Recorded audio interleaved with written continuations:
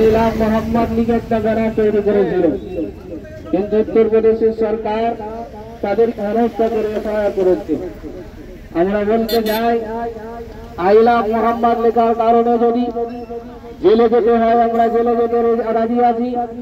আইলা মোহাম্মদ খেলার কারণে যদি আমাদেরকে সুলের উপর চড়িয়ে দেয়, আমরা সুলের উপর চড়তে রাজি আছি।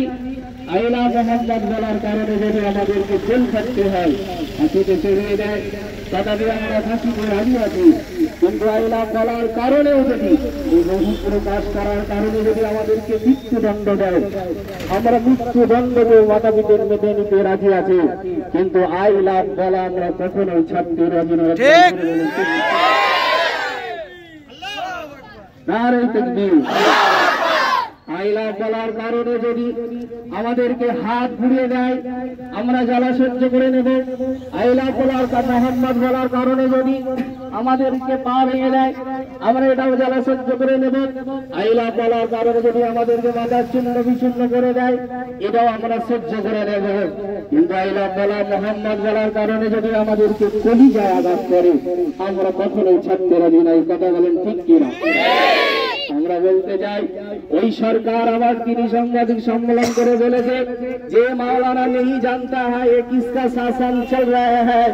आप उस सरकार को बोल रहे हैं आप इतिहास नहीं जान रहे हैं। इसी तरह फिराउन आ रहे हैं। फिराउन বলেছিল মুসাকে মিটিয়ে দেব, ফিরাউন মিটে গেছে, মুসা মিটে নাই। কারণ এসেছিল, সাদ্দাত এসেছিল, হামান এসেছিল, তারা ইব্রাহিমকে মেটাতে চেয়েছিল, কিন্তু তারা মিটে গেছে, ইব্রাহিম মেটে নাই। পরে জোরে বলুন সুবহানাল্লাহ। ঠিক এমনি ভাবে আল্লাহ নবীকে মেটাতে চেয়েছিল। আবু জেহেল, উতবা, শাইবা, রাবিয়া এরা ওই তালার কারণে, নবীর বহিন প্রচার করার কারণে নবী মুহাম্মদকে মেটাতে চেয়েছিল। কিন্তু একদিন ইতিহাস তুলে দেখেন, আবু জেহেল মিটে গেছে, উতবা মিটে গেছে, শাইবা মিটে গেছে, মুহাম্মদের ভক্তি ভালোবাসা এখনো রয়ে গেছে। আল্লাহ বলেছে আল্লাহ কোরআনে বলেছে পৃথিবীর বুকে যারা মুহাম্মদকে মেটাতে চাইবে তারা মিটে যাবে, কিন্তু মুহাম্মদকে যতই মেটাতে চাইবে মুহাম্মদের ভক্তি ভালোবাসা আরো বেড়ে যাবে, ততই ভালোবাসা বেড়ে যাবে। আইলা মুহাম্মদ, এই মুহাম্মদের নাম যখন আব্দুল মুত্তালিব রেখেছিল, মুত্তালিব রাখার পরে কুফারে কুরাইশেরা, মক্কার আমন্ত্রিত ওলামায়ে কেরামরা, মক্কার আমন্ত্রিত মেহমানরা আব্দুল মুত্তালিবকে বলেছিল, হে আব্দুল মুত্তালিব, তুমি আমাদেরকে মেহমানদারি করালে, খাওয়ালে, কিন্তু তোমরা যে পুত্রের নামটা কি রাখলে? আব্দুল মুত্তালিব বলেছিল, আমার পুত্রের নাম রেখেছি মুহাম্মদ। তো কুফারে কুরাইশরা সেদিন প্রশ্ন করেছিল, হে আব্দুল মুত্তালিব, মুহাম্মদ নামটা তোমার তো বংশের মানুষদের সঙ্গে মেলে নাই, তুমি কেন মুহাম্মদ নাম রাখলে?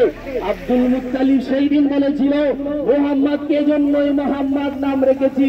মুহাম্মাদের গুণ কিফাত, মুহাম্মাদের প্রশংসা জমিনের উপর আল্লাহর সৃষ্টি করবে।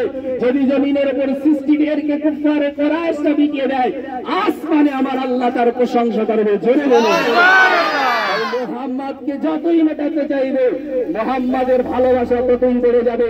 আমি ওই ফাঁসিবাদী সরকারকে বলতে চাই, যদি তুমি চাও মুহাম্মদকে মেটাবে, আল্লাহর কোরআন বলছে তার আগে তুমি পূব দিক থেকে সূর্য ওঠাটাকে মেটাও। যতই সম্ভব নয় যে তুমি পূব দিক থেকে সূর্য ওঠাটা তুমি যেমন বন্ধ করতে পারবে না, তেমনি মুহাম্মাদের ভালোবাসাকে কখনোই তোমরা আটকাতে পারবে না। সুবহানাল্লাহ, আল্লাহু আকবার।